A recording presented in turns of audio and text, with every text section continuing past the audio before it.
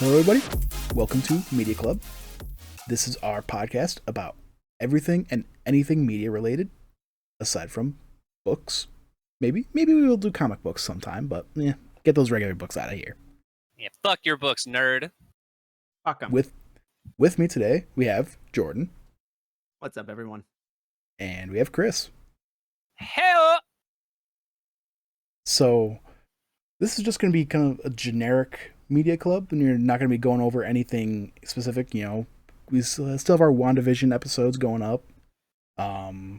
These are going to be more interspersed with the Grind and Waypoint podcasts on Saturdays, so that way we can tell you guys what we've been playing, what we've been watching, and then also give you updates on the Fantasy Critic League. So speaking of that, we do have some updates to give you. So, Jordan, he got 9 points for Scott Pilgrim vs. the World, the game, the complete edition. And he's also picked up Destruction All-Stars. Right under the wire, you bitch. Which comes out tomorrow. Right under the wire, you Yup. whore. I didn't tell anyone. So, let's see. Chris, he hasn't made any additions, and also has 0 points right now. It's alright, all my stuff comes out later in the year. Yep. Which is fair. I'm biding my time. I'm waiting. Exactly. I did just put out a couple bids, though. Ooh. No, the tease. The tease. Mm-hmm. I ain't telling you nothing. I want them. So then, I got 16 points for Hitman 3, which that's probably about right where I was thinking. I was thinking between 85 and 90 was kind of what I was thinking for him. I think That's we pretty all decent, underestimated it because, I think I knew it was gonna everyone's do well. reaction to Well, I know Hitman's good. I feel like everyone's reaction to Hitman 3 has been like, "Oh, like fuck!" Like Hitman's like really, really good. I'm so close. Like it's to kind of picking it taken up. till this one for people to realize. See, I think I've been that's following it for a bit, so I knew it was going to do pretty well. I same. remember when we did the draft and Al got it out from under me because I had it next, and he's like, "I'm picking Hitman 3." I was like, "Damn it!" I knew that this one was going to do well, especially because it's been really well received since Since the IO first one. rebooted it. And there's a third one. They're really well established. Hitman 2 especially did really well, and there was a lot of hype going into this one. So I had a pretty good feeling. And 16 points for it, and 86 like average reviews. That game's really. And I've heard only good things so far, outside of the weird, still always online requirement that they need, which is dumb, and I hate it. Are they still doing that? Yeah, they're still doing that. I thought they got rid of it, but nope. And then right after the draft, I put in a couple bids. So I picked up the Stanley Parable Ultra Deluxe and Kena Bridge of Spirits. Nice. That game was cool. Yeah, that's what I thought too. Like that was one of the games that I was looking forward to from the PS5 announcement, State of Play, when they did that last year. Then, gosh, you guys remember State of Plays and Nintendo Directs? Exactly. Where are they? I feel like we haven't had one in months. Yeah. It has been forever since one of those. Let's see. Next is Austin. He's gotten 14 points from Dead Cells Fatal Falls, which I didn't know that it was reviewing that well until I saw that score. I didn't know it was already out. I thought it was coming out the next month. Right, yeah, same. But then after the draft, Austin pulled the Tim Geddes before Tim Geddes pulled the Tim Geddes. Yeah. And filled up his team. So, because his last game that he drafted was Cuphead, the delicious last course. So the games he picked up was Dying Light 2, Little Nightmares 2, Hollow Knight Silksong, Psychonauts 2, It Takes Two, Darkest Dungeon 2, and MLB The Show 21. I didn't realize there was that many twos until I was actually reading them. Yeah, a lot of twofolds. Reading them out loud, I should say. So a lot of these are good choices. I think Silksong is going to review really, really well. Oh yeah. People have been waiting for new Hollow Knight forever. Little Nightmares, the original, did pretty well. Dying Light 2 could be good or bad. That feels like a Being a indefinite. hit or miss. That could Yeah. be a big fat zero. And and I think It Takes Two is probably going to end up being pretty good. That's a pretty I solid think one. But Psychonauts 2 is like the interesting one because like is that one confirmed for 2021? Because like hasn't that one kind of been that's been in development hell for a while, right? That's what I was going to bring up, and I mean, it's officially in production. We've had trailers and stuff for it now, so it's like I'm not going to be surprised if it comes out this year, but I also won't be surprised if they're like, hey, we're delaying it until next year. So I feel like that one could have been a bit of a risky pick. But I mean, I suppose it'd be easy enough if they make an announcement around like E3 time or something and say, hey, this isn't coming out this year. I mean, he can drop it, pick something else up. Yeah, because or I should say, I set it up for unlimited drops. You can drop and add as much as you want throughout the year. Another pick that's kind of that I like of his is the MLB The Show, because those always seem to do pretty well. MLB, the show reviews really well. Although it's going to be interesting. It's going to be interesting though, since they're adding it to Xbox. I don't know if that's going to add, what kind of development issues that can add to being, when you were just on one platform. I mean, maybe it is also a sports. Not have as many bells and whistles. Yeah. Right. Yeah. That's something to still is a PlayStation Studios game though. I could still see it having like dual sense support with like a lot of the. I mean, I don't play sports games or sports really, but like I'm sure you could use the haptic triggers in something. That'd be cool. I'm sure it'll feel better to play on PS5 specifically because of the dual sense. Yeah. But I mean, that's a long time PlayStation exclusive, and I think it's cool that it's coming to Xbox for sure. Not a lot of great baseball games, I think, on the Xbox, to my knowledge. Yep. And then they just in the last day or two, they just released the cover art, and it's so weird seeing a PlayStation Studios logo on an Xbox game art. Yep. I love that they're throwing that PlayStation Studios on the front. That they're like, no, we made this. Exactly. You have to assume then too that like the little kind of MCU cinematic thing that they did, that's going to show up in the beginning. It'll right? still say PlayStation Studios when you boot it up. Yeah. Well, I mean, it reminds me of like a few months ago where somebody took a picture of their Switch running Fortnite, and it was Master Chief holding Kratos' axe. Yeah. And he just kind of captioned it, "This feels illegal." Yeah. Or being on a warthog as Kratos. Yeah. Fortnite has become like the Smash Brothers of like third-person shooters at this point. I mean, you got Kratos, you got Master Chief, you have like every Avenger plus a bunch of the X-Men. You have the Predator. They just added Snake Eyes from G.I. Joe. You have the Terminator. Like, I mean, it's absolutely ridiculous. I'd love them to do a mode where they actually give these characters like abilities based off their, and not like guns. They do, and because you can fight the Mandalorian, you can grab his jetpack and his gun. Then you can also fight the Predator, and you can get his camouflage ability and his claws and his wrist claws. They will do things like that, usually tied to like limited time events. During the previous season, which was all like Marvel themed, there's actually a mode where you would get items that replicated like different superpowers. And so you could have like Wolverine's claws or create storms because of Storm. All kinds of stuff, like Iron Man's gauntlets and Thor's axe and like all kinds of other stuff. Like usually if they have like a big character like that appears on the map, you can usually fight them and take their stuff. And get something from them. Okay, fair enough. Just like imagine if it truly was like Smash Bros, but like with like sure, we're gonna be like your action figures back growing up. Give everyone like intricate up Bs, down Bs. That would be really cool, and I would like to see them go further with that, if only because there's a bunch of Star Wars characters in there.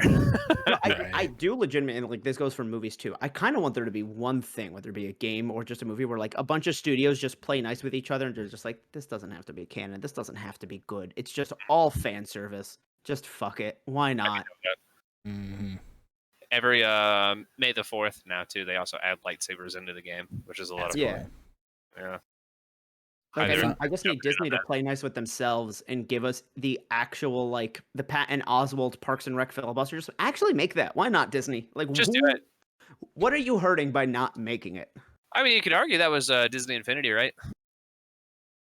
Okay, yeah, but I want that like successfully. Okay, sure. Like, It wasn't a bad game. Infinity wasn't bad, honestly. I never played it, so I don't know how it played. I do think conceptually it was really cool. I just think the toys to life genre was never gonna last. Lego Dimensions was the one I was like, they got in on it late. Dimensions got on it very late. Dimensions. But, I mean, yeah, I worked at GameStop when Dimensions both came and died, and I was only there for 3 years. So like, but Dimensions was the one that made me go like, you know what? Maybe I'm about to, because maybe I also misunderstood it, but it's also like you have to rebuild things and put them back on the platform, and it would change in the game. Oh, cool. I didn't mess like, around with Dimensions. I have no idea what was going on with that, but it's a cool concept. I mean, it's Legos, right? It makes sense that you would build things. It's Legos, and it came in the boxes, but like each vehicle had at least 3 modes, or probably at least 2, and you could literally, they each had 2 different formations with the same blocks, and the reader that you put them on would know which one it was built as, and then make it that shape when you put it on. Oh, that's cool. Really cool. Yeah. At this point, I just want to buy Lego Dimensions and just like a bunch of fake like NFC cards just to put on with every character and vehicle. And speaking of lightsabers, we have some other Josh with he looks like he hasn't added anything and has 0 points. Somebody say lightsabers? Well, I said that because he has his first game that he drafted was Lego Star Wars: The Skywalker Saga. Also, speaking of Lego. Oh, that even better. I have become so close to just cracking and buying one. I bought the toy one, which is not as cool. These are the toy ones. These are the Disney Store ones. Yeah, so Disney Store is still better. I have like these are like $20. This is like the Hasbro one. I mean, these are also Hasbro, but I mean, yeah, I know what you mean. Yeah, like the retractables. This one actually doesn't retract all the way. I'm still upset that Josh grabbed. I'm not surprised, but I'm still upset that Josh grabbed Lego Star Wars, because that's going to be a big one. And it's going to be open world. Yeah. Like they're like redoing the whole 300 characters is what the whole Lego formula. Yeah, including they recently specified that you can play as Babu Frick. Oh my gosh! Hey! I like how we both were on that. Oh gosh! Also, I have gotten better at my spins. I'm not gonna do them right now. I saw the tweet. I saw the tweet about that. Just fucking dropped it on the floor like midnight. My sister's like, "Who the fuck is making noise?" My bad.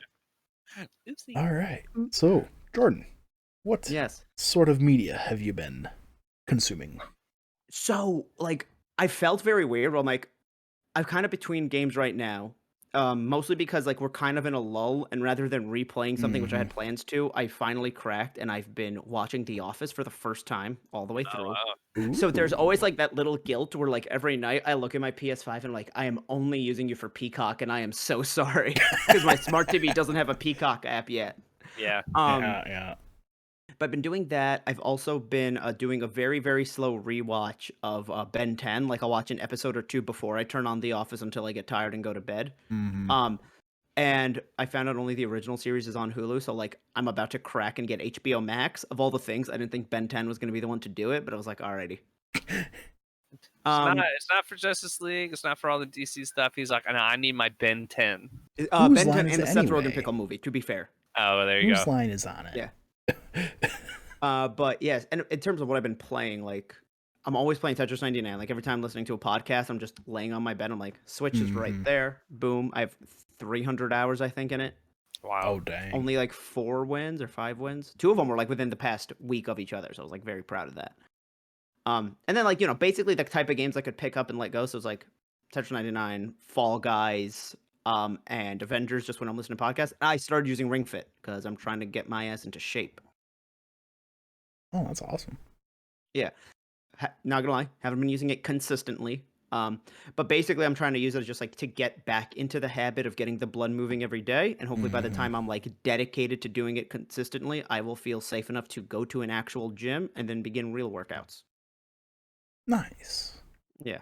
Yeah, which is fair. I've been trying to get my hands on Ring Fit. It's so damn hard to find these days. Especially in the beginning. I think now they are a little bit easier. Like I had a few just at my local Best Buy that I also work at. Yeah, but like it wasn't say that for me. It literally was just there. Maybe he hid one somewhere. Who knows? No, Who's actually, to I was say? walking back to put something in the warehouse, and I saw the box. And I was like, oh fuck yeah, I wanted that. And then like 2 days later, I was just like, I'm gonna get it. How are you liking it? How far in the office are you? Season 4. Okay, so pretty well into it. So I mean, as somebody that's watching like outside of kind of like the cultural zeitgeist of when it was airing, like what do you think of it so far? So I feel like I already know a lot about it because like it's not like a show that you can necessarily spoil per se. So like I've seen constant references to it, and like I've also think that like people around our age, give or take a few years, have really hyped this show up to feel as though like it reinvented comedy. So there was genuinely funny moments that I didn't laugh at because I was like, yeah, I saw this clip on Twitter, or I've seen the Right. joke. The identity theft is not a joke, Jim. I have seen hammered to death a million times on both Twitter and Tinder because people on dating apps love to use The Office as replacement for a personality. So there was that. There was the Beers Beats Battlestar Galactica. I was like, okay, yes, I heard that one. As for the show in general, I was telling a friend where I was like, listen, I'm going to stick through it. I'm going to watch this all. And like, I understand that once you finish watching 9 seasons, you're going to become a lot closer with the cast, right? And that like, I know the show has genuinely good moments. It's just so much of like, everyone's so much of a caricature in the beginning that like, I called my friend one night and I was like, Michael Scott has like no redeeming qualities. Like, and he doesn't really have any bad qualities. His whole character begins and ends up being slightly inappropriate and stupid to the point that I was like, and I know I'm not, again, I was watching this at like season 2 at the point. He's a little bit more fleshed out now, and I know he doesn't end up like this, but I was like, he's basically a live action Peter Griffin, where like everything is just so absurd and he does not pick up on social cues. Cause like, the thing that made me say that was when you see him the first time at his improv club and he's like, I always give every scene a gun. And I'm just like, if they had made him, that was so hard to watch. It's so cringy. One, I'm just little side note. As somebody who teaches kids theater camp every summer, that is a fucking like speech I've had to give. I'm like, just stop bringing guns into everything. Two, I'm like, I would have thought that episode would have been so much more interesting if he was well liked at the improv club. But like kind of, people feel about him at work. Like if he did have a place where he had his own groove and style and stuff like that. But yeah, basically his whole thing has just been kind of being silly. Yesterday I got to the episode when like he goes out and parties with Ryan, and like Ryan is like, I have a friend that might be suffering from drug addiction, and like Michael actually sits down and has a sweet moment. I'm like, okay, see, like that's the stuff I like. I want to see more of that. Yeah, and you'll get more. I mean, not to spoil it, but you do get a lot more of that as it goes on. And just to kind of like brace you for it too, the show drops off hard in quality once Michael Scott leaves. I've heard, like, I know a little bit about the ending because like I was in high school when that was airing, so I saw people's reactions, and I've seen like screenshots of like how it ends. Obviously, I can't say this because I haven't gotten in, but I almost feel as if it being bad when he leaves and then him coming. I know he comes back, and that like is when it gets better. I feel like that makes that second half even better, where it's like, oh, I kind of went through that same emotional stuff that like the workers did, where it's like, oh, we miss him. Right. I feel like you could very easily, like, if you show this to someone, didn't give them any behind the scenes notes, they'd be like, oh, they did that on purpose, right? Like that's part of it. I think part of it though, and I mean maybe I'm wrong. Honestly, it's like you could probably watch like the episode where Michael leaves, and then that like just stop watching the show from there, and then that's like the finale of the whole thing. Like I think they left it at a point to where it's very. I don't know whether they knew whether it was going to get picked up for another season or not past that. Yeah. There were, even though there are a couple more episodes in that season when he leaves, even. But I mean, it's like season 4. I think you're just kind of starting to really get the little bit more fleshed out now. Yeah, you're just starting to get the beginnings of that. There's some really fun stuff that comes in the next like 2 seasons. I think you'll enjoy it. But yeah, it's always interesting because I mean in high school I was watching it while it was like on TV and stuff, and later on went back and watched the episodes I'd missed on Netflix once the whole thing was done, and it was just I definitely think it's overhyped for people that are trying to get into it now. Especially because the formula that it brought to the table of being that sort of like mockumentary style, the talking heads, like all of this stuff. I think other shows have built on that and kind of done better with it, like Parks and Rec. The thing is, I watched Parks and Rec years ago. Like I watched it. I always forget the timeline. Is I basically watched everything like the summer of 2013 going into my senior year, like binged it all. Watched the last season and the second to last season as they aired, which were which were my senior year of high school and then my first year of college. Were like, so I've seen all that. I know Parks and Rec, and I know it's like the same guy as well. So yeah, right now I'm probably a lot of the Parks and Rec. a lot of the same writers kind of jump ship from Same writers, same style to Parks and Rec. I think Parks and Rec started after Michael Scott left The Office. Like that was when the first season of Parks and Rec came out. Was immediately. I looked it up recently. I don't remember the numbers, but there was a couple of years where like they intersected. Yeah, and I know even the last few seasons of The Office were on while Parks and Rec was going. And I know a lot of people like say that Parks and Rec's first season isn't that good, but like I don't even remember it being all that bad. And again, that's also 6 episodes. Like I feel like The Office is starting to pick up after like 2.5 seasons in. Fair. So I'll give it, I think that they learned a lot with Parks and Rec of like, okay, we have to give these characters some level of depth. Yeah, I think they definitely. You can tell that they'd kind of figured it out by that point, and were able to build on top of what The Office did. But I do think The Office gets very, very good. Yeah. I personally I think The Office massively picks up, kind of just from like season 2 up into the point where Michael Scott leaves is really where like the good meat of the show is. But it's like I bet some people that don't get too into it until like season like 3 or 4. So it might just be a personal taste thing. I think the like thing I talked to a friend about, because all my friends have seen at this point, was like Leslie Knope is like an exaggerated character. So it's like of someone that's almost like her, and this is a hyperbole, but it's a hyperbole that's grounded in realism. Michael Scott is so much more than that. He is almost like if you brought it down to like Leslie Knope's the real person and Michael Scott's the hyperbole of Leslie. Mm-hmm. So that's why I felt like it was too unrealistic. And as somebody that has worked in an office environment under many different jobs, there's a lot of the stuff that goes on in the office is just kind of like exaggerated versions of what I used to go through every day. Like there's some genuinely funny, just like straight up office humor in there though too that I appreciate. I'm sure lots of it's for Parks and Rec. I'm sure that like a lot of like the situational comedy that comes out of it is somewhat realistic. I just think it's the characters that are pretty absurd. Oh yeah, 100%. Yeah. All right. Chris, what have you been consuming? Man, not a lot. I feel like I'm going through a dry spell lately. I've been trying to. For those of you that follow me on stream, twitch.tv/RumblePack92. Of course, I've been playing through Doom Eternal, and that's been a really, really good time. Also, that game is hard. That game is really difficult. But I mean, soundtrack is kick-ass. Like, I mean, the gameplay itself is just so buttery smooth. Oh my god, it's just refined down to a point. Which I mean, 2016 Doom was already like crazy smooth and really intuitive to play. And then they were like, "Hey, what if we added 12 more systems on top of what 2016 was doing?" What are your thoughts on all the added systems? It's a dance, and I love it. It's a dance, and there have been a few times where I'll die in a fight, and I'll be like, "Oh, I should have been using like the flamethrower more."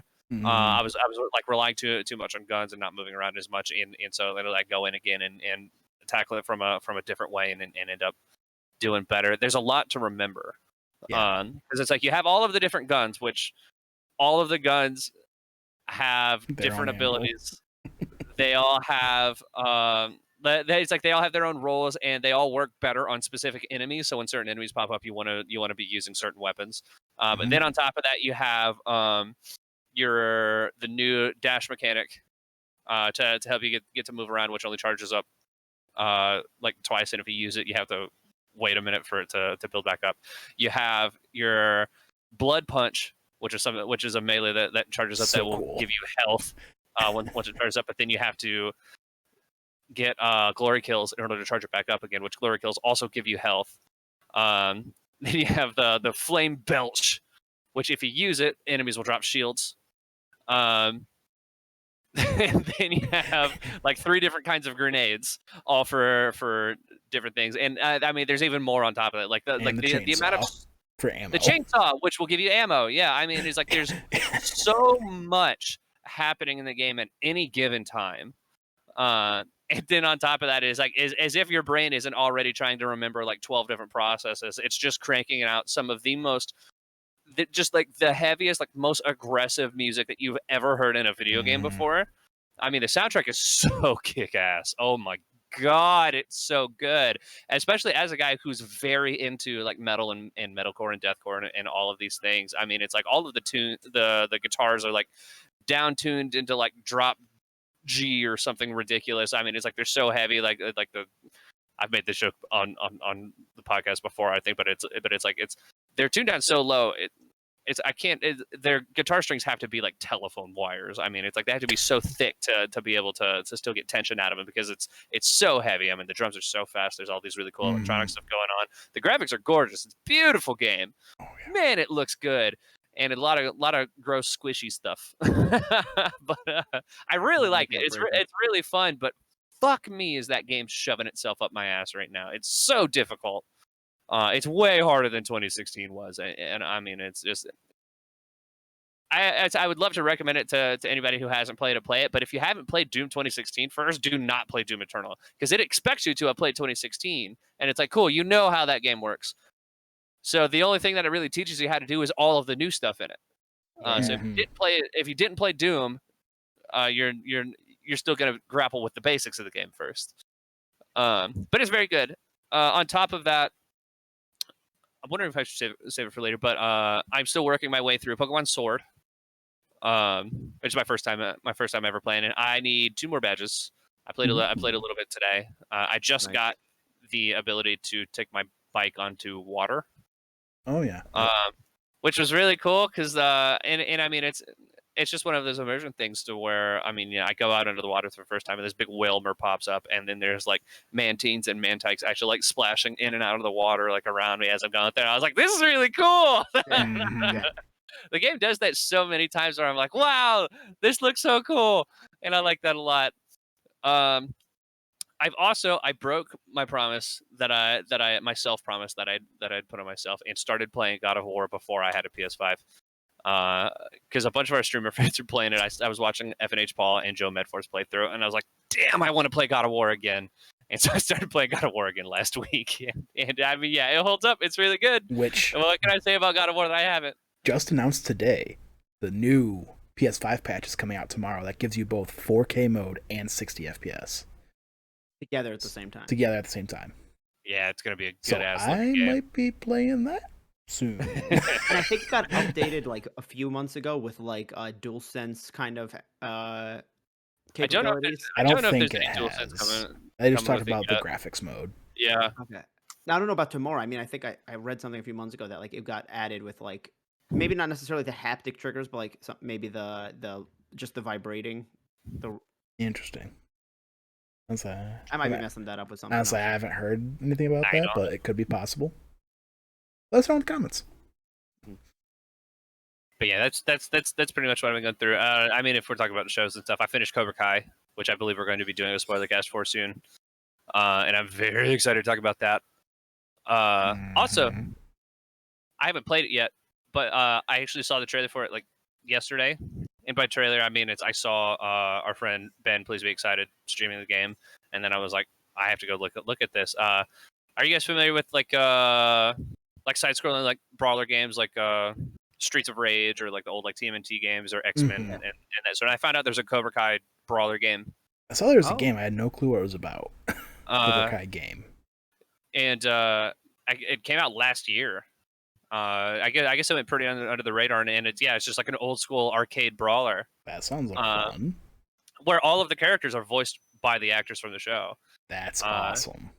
And I guess it's got like split stories. We play as either Cobra Kai or Miyagi-Do, and they all have different characters and different abilities between them all. And I was like, I love those kind of like old school arcade games like that. And I feel like that's like the perfect fit because I mean, you know, Cobra Kai is very involved with like the culture of the 80s and that sort of thing. And I was like, yeah, I mean, just make like an old school arcade game about it. And so I was like, that looks pretty rad. I think I'm gonna pick that up soon. And it's got local 2-player co-op too. And I'm gonna try to play with Liberty, and then I'll get back to you guys on that.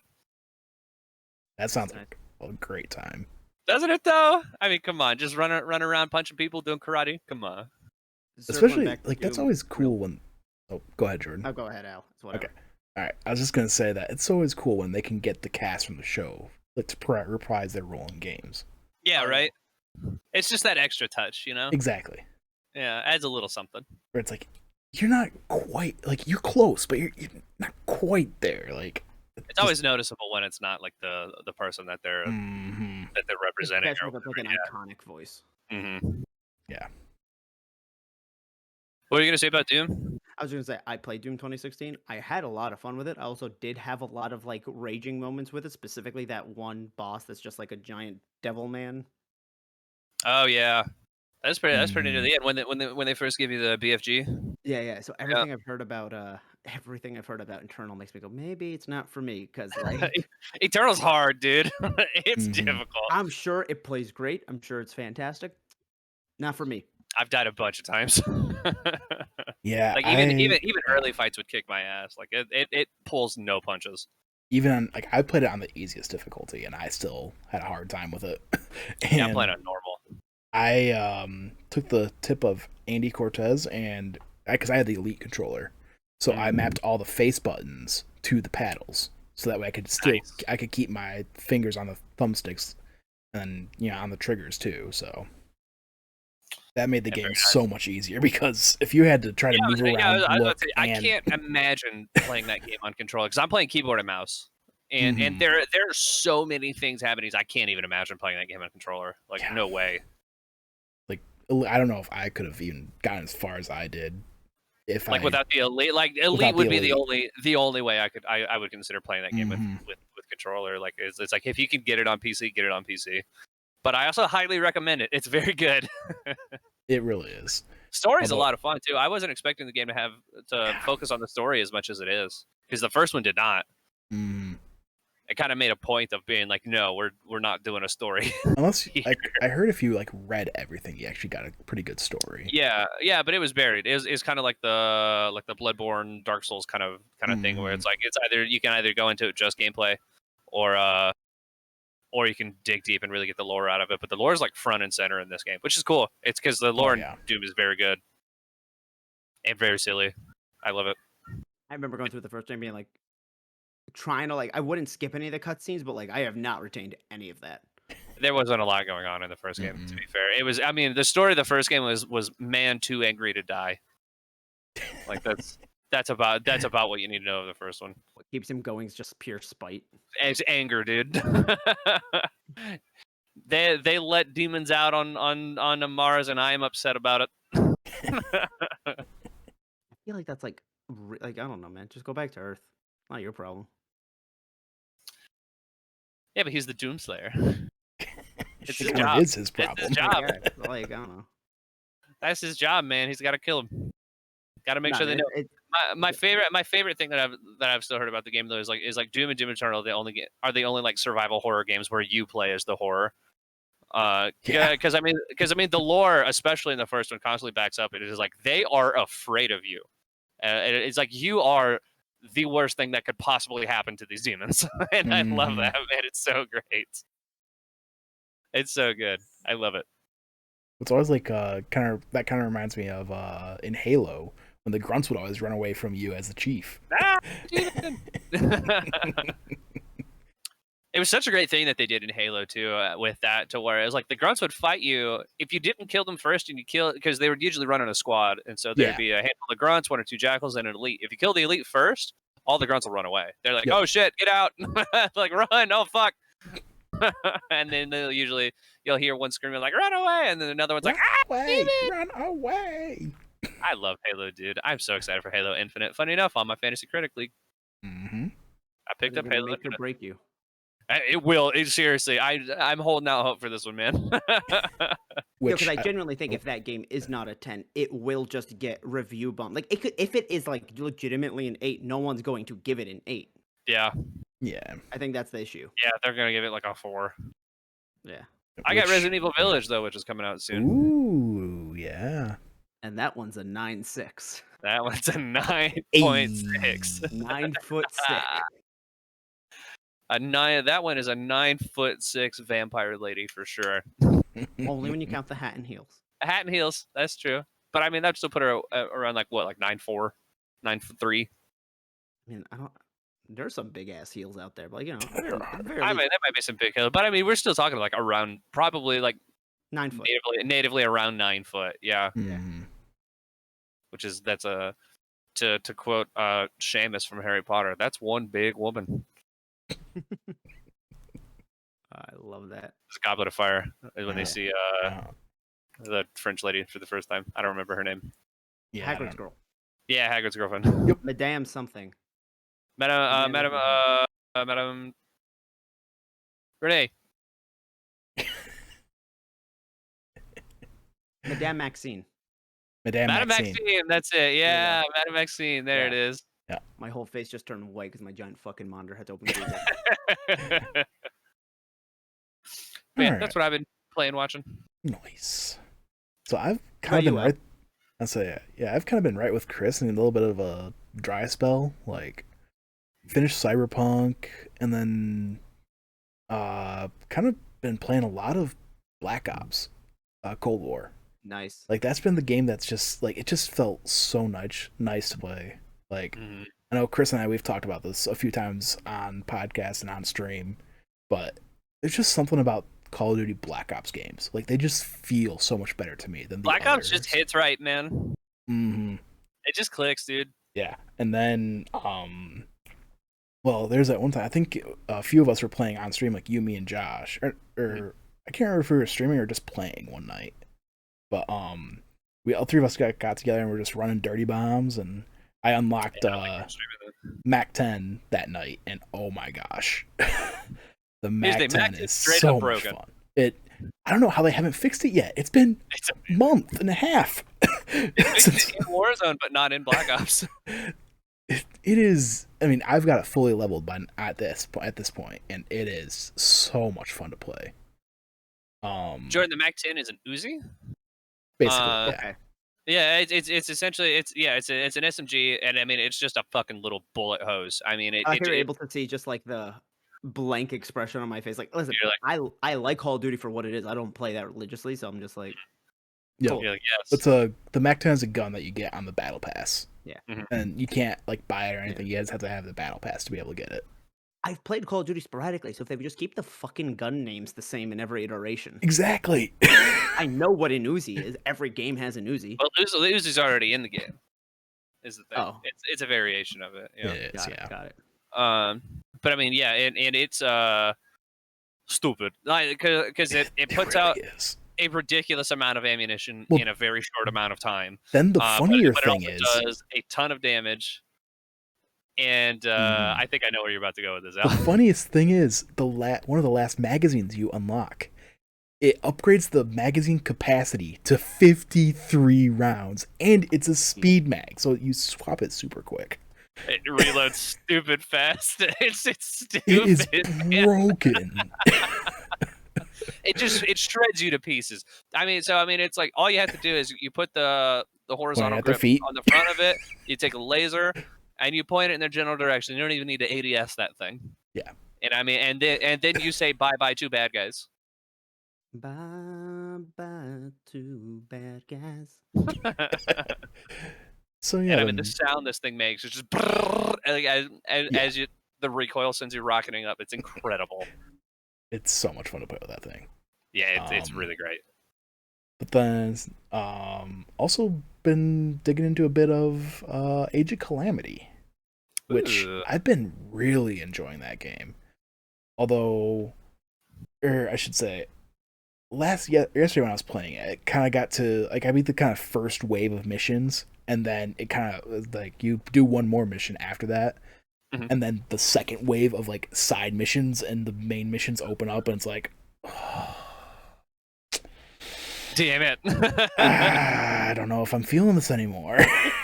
Like, because it's a Musou game, for those of you that don't know. It's Hyrule Warriors Age of Calamity, the prequel to Breath of the Wild, and Canon prequel Breath of the Wild. Canon. Yes, so that's kind of one of the only things that's been keeping me going, because I heard that it heavily could tie into Breath of the Wild 2.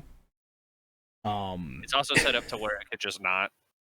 That's true, yes. Which is weird, but yeah. I haven't heard I haven't heard the details, and like I also don't want to spoil it, but like I've heard that there is like, then this is very minor spoiler, so skip ahead like 10 seconds, that there's just like a lot of time travel fuckery. Yeah. People aren't sure how much it is going to play into Breath of the Wild 2. Keep trying to forget that, but people keep reminding me. I'm so sorry. Bro, just fast forward 10 seconds. See, I can't deafen because then you guys won't. It's the first time that Zelda's had time travel in it. I know. It's like it's all over the place. It's how they tried to justify that stupid ass timeline that they put out of years. Here's the thing. I've only played one Zelda game. I've played Breath of the Wild. So I wouldn't call myself a Zelda fan. However, I saw a Twitter post once and I was like, you know what? I'm going to start being that. If I become a Zelda fan, I'm going to become this guy where it's like, fuck it. It's not a timeline that's all mangled. It is an anthology, and they're telling the same story in a bunch of different ways. Which was originally the idea, and there was such an outcry for like an official timeline. And so it's like the timeline came out essentially alongside Skyward Sword. Because that was the first time where they were also like working a timeline into the story of the game, where they were essentially like acknowledging that these games were all connected, like within Skyward If it wasn't a pain, I'd get my Hyrule Historia outright. Like it's right there, but it's underneath everything. So, but the thing is, and I mean they went like the stupid like. There's like 3 branching paths all due to like the events of Ocarina of Time. But the problem is like while there are sequel games within the series, like Ocarina of Time and Majora's Mask, the DS games and Wind Waker, like all that sort of thing. The entire series was not supposed to all originally be telling like one long story like that. Yeah, and it just doesn't work because of it, and it's so stupid. Now, I always love having easy to follow. Exactly, and I always love having the conversations of like, if there were a timeline in Zelda, where would these games go? And that was kind of like a debate amongst my friends for a few years, and then they put out the official one and killed all of that. That would be cool. But I mean, at the end of it, it was like it's like we'd have those conversations, but I mean, it's like we all knew it. It was like there's not a timeline in Zelda, and that's just how it is. And now there is, and it's dumb, and I hate it. That would be a cool episode. Making our own Zelda timeline. I think we could make a better one than Nintendo. It's not a joke. I really think we could. I like to think release order is the actual timeline, and just things keep getting fucked up, so we keep starting over. That's my answer for it. As somebody who's only played one game. Well, the thing is, Skyward Sword is a prequel to the entire series. Nope. It's like third and it's like towards the end. I said it. It's canon. Or should I say Ganon? But let's say back to Age of Calamity. Like the thing that I really like about those games is that it is just just so cathartic. Like just knocking down waves upon waves upon waves of enemies. And something I heard in some other podcasts is that like this game, it might not get like the story stuff right, but man, the gameplay just feels so good. Like just using Link, and the cool thing with Link is that because in Breath of the Wild they had different weapon types, so you had just the single-handed swords, you had the double-handed swords, you had the spears. Like you get all those different kinds of weapons in the game too, and they all have different moves. The one thing I'm not insanely a huge fan of is they have this the blacksmith where you can go and fuse weapons to make them better. Well, I've been using the same sword for Link, the same sword for Urbosa, same sword for basically everybody, like the same item. Like I got a good one and keep fusing them to making them better. It's like I don't have the need to try other weapons, like right. And then the other thing is that there's the armor or the military camp next to the blacksmith, where you can level up your characters. So the characters that you aren't using, you can just level up to your level, and then it makes the game just insanely easy. Like my Link, I think one of the last levels I did was level. The chapter recommendation level was like 16. My Link was already before even starting that, and he had this like side missions around that when the second wave of missions opened up. I was already level 18 for Link. Like, they just make this game super easy. But which I get as somebody that's not a huge fan of grinding though too, because I've only played the demo, but there were a couple points where it's like, hey, you need to play as this character. Mm-hmm. But I was also like, I just kind of want to play as Link. I at least appreciate that function, so that way if I do end up at a point where it's like, hey, you're going to have to need this character for this mission, and I've just been playing as Link this whole time, I'd be able to just kind of bring them up and not have to spend 8 hours getting them up to the proper level, because I didn't feel like playing as what's like Sheik or whatever. Mm-hmm. Impa's actually really cool. Not Sheik, Impa, that's it. Yeah, Impa's actually really fun to play as. It was really cool, and that was probably a bad example, but I mean, it's like honestly, I haven't. You want to play as the mascot of the game. You don't want to play as like the bird guy whose name we all forgot. Rivali. Oh, I forgot. Damn. I forgot. I remember Rivali because he was the first one that I met in Breath of the Wild. Because I always heard of Rivali's Gale, like the ability you got from beating that divine beast is like makes traversal so much easier. Yeah, Rivali's Gale. Which I did the water one first. I did too. For me, like I was trying to knock out as many shrines as I could. Zoro guy. Sidon. Which that's you his could. Name. It's funny is I can remember Rivali's name, but not Sidon. I might have done Rivali last. See, for me, quick before we're still talking about Sidon, because since this is a prequel, you get to see tiny Sidon. Little baby Sidon. Who tries to take on a Lionel. Little baby Sidon. I was not able to defeat one Lionel that entire game. Oh, yeah, they're tough. The one time where it's like they introduce you to him, I was like, I'm gonna sneak around. And it wasn't until after I finally beat Ganondorf that I learned that you can do the time freeze thing on them, and that's like the best strategy. I was like, oh, I'm not going back and learning how to do that, but that's cool to know. Mm-hmm. You have to upgrade it to the point where you can use it on them. Yes.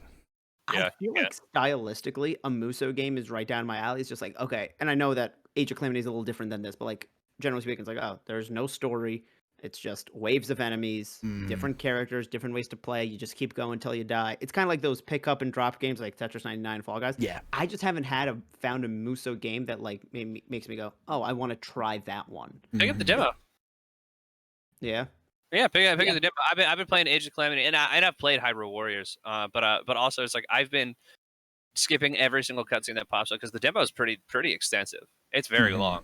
If anything, I'd feel like I would go for Hyrule Warriors so I don't have to think about story while doing it. Nah, I've just been skipping all over. I'd be like, I just want to kill things, and it's been doing that for me perfectly. Yeah. Not to spoil anything huge, but you get to, for 2 of the champions, you get to pilot the divine beasts in sections of the story.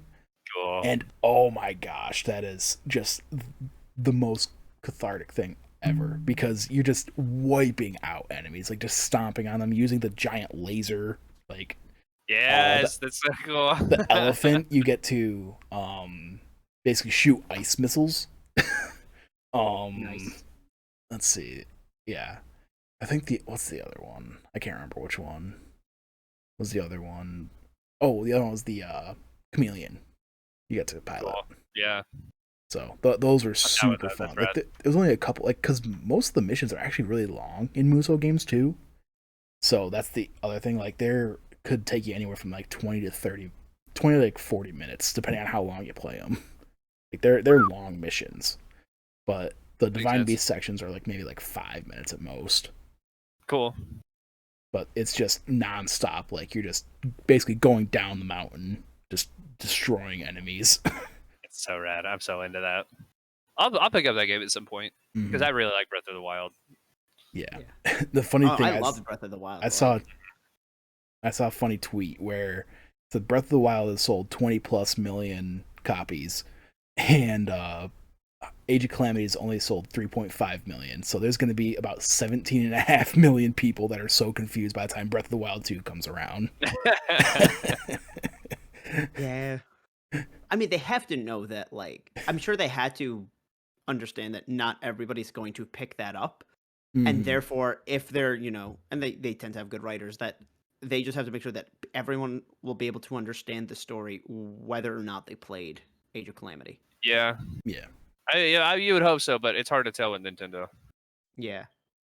And that's why I think making it like the legend from 100 years ago was such a good idea. But now when I found out it's like, oh, there's time travel, it's like, oh fuck.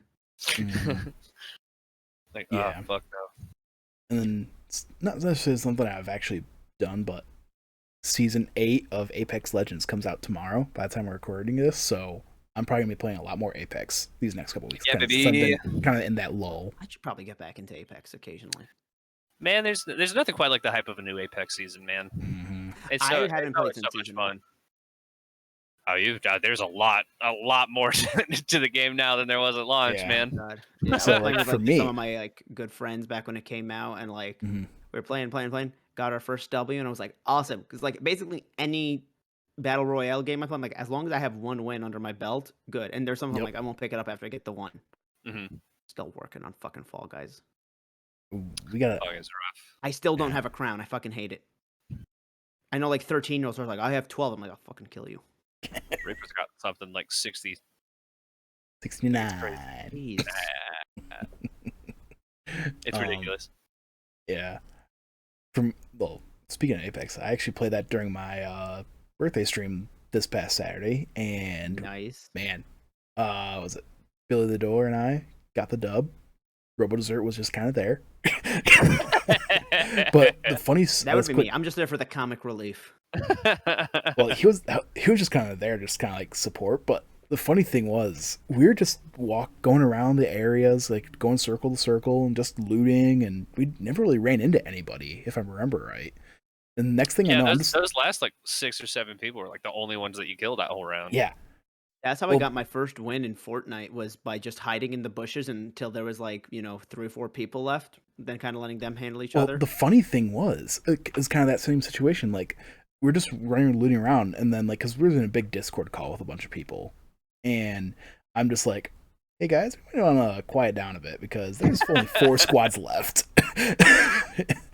And like, it starts off with 20. So it was just the funniest thing that I'm like, like I said, we're just having a good time, just vibing, and I'm like, oh, there's only 4 left.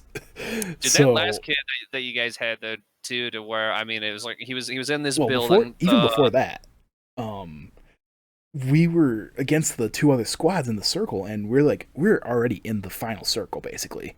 So we were setting up. Yeah. I was Rampart. And before we were even setting up, we were just like, Billy was sniping at people across the map, and like the 2 or 3 other squads were taking care of each other. We were just sitting on the edge of the map and just sitting there waiting for them to come to us. I've never seen Billy that accurate in Apex before. He doesn't play like that when I play with him. What the fuck? I love when that happens. Like, you'd come against 2 squads having a firefight, and you're like, no, don't get involved. Yeah, that's what I was. That's what we were telling. Let it happen. Yeah. One of them's gonna die. Exactly. But the funny thing is, like, that's when Chris was getting to that story where it said 2 squads left, and there was 3 of us, and Billy was like playing 4 people left. Bloodhound, and he used his scan ability, and we just see 1 person in the other building, and so we're like, okay, he has to come to us. So he's in this building, and the storm is behind it, so he can't go out. The only way he can go is towards them. Yeah. So we sat there waiting, and I'm Rampart, and her ability is to put a turret down. So I put that down, waiting, and I'm trained on that building, like waiting for him to come out either side. And we sat there for probably another minute or so. Another solid 2 minutes. Yeah. And next, we're like, okay, it's one guy. Let's go get him. So Billy went around one way. Me and Robo went around the other way. He actually, since Billy got there first, he actually got him. And then I come around. Billy actually got him super low, though. I think maybe put 2 or 3 bullets into the guy, and I won. Or we won, I should say. Nice. And fun fact, that was my 69th kill as Rampart for Season 7. Nice. Never play as Rampart again. Keep it exactly. Yep. I didn't. Thankfully, I switched to by Mirage. season, so tomorrow he can play as Rampart again. Okay. When you said the turret, I'm basically picturing like the season 1 finale of Mandalorian with just Moff Gideon and that giant turret in front of the bar. You know, it's Basically. not too dissimilar. It's basically that, yeah. Yeah. That's pretty damn close. The reason I love using Rampart so much is that her passive ability is in LMGs, you get more capacity. And then for Season 8, they're finally releasing the gold mags, which gives you even more capacity. And in the trailer, she probably fires that thing for a solid minute. I'm not kidding. It gives you slightly more capacity, but it also reloads itself. So like slowly over time. I didn't know that. That's why she's able to fire it for so long. It's not that it's bigger. It's that it's like slowly over time, just slowly adding more bullets back into your magazine. Got it. But it's only while you're out, so it won't reload it while you have your second weapon out. But it's like, so you can't just like put it away, wait for it to reload, and then switch again. But it's like, it's also reloading while you're firing it. Infinite ammo. Yeah, close. I think as long as you have ammo, you'll be fast enough to the point where it'll run out. But I mean, the guns with like the LMGs that have really large capacity, it's like you'll fire it for a while before you get that magazine down because it's still adding bullets. And I mean, especially if you play as Rampart, who has higher capacity LMG magazines, like it'll go on for a while. I think I've had a magazine capacity with her like over 70, if I remember right. Like, it's insane. Yeah, she gets. They're finally. I mean, because it's. There's been some debate onto Rampart's viability because a lot of her stuff, she could put up like these big walls or drop a turret down, barely use which those. it's a very mobile game that requires. Yeah, and it's a very mobile game, but her abilities are kind of require you to be stationary. I think that's the first time I ever used that turret. I guess it's another thing that this is another thing that'll at least like help her out a bit. Is she new? I don't remember her name. Yeah, she's newer. Season 6. Season 6, yeah. Yeah. I'm looking her up now because she doesn't look familiar. And on that note, we are going to be ending this podcast. Thank you so much for watching. Please remember to like, share this video, review it on all your podcast services, and we will see you guys next week. Goodbye. Bye.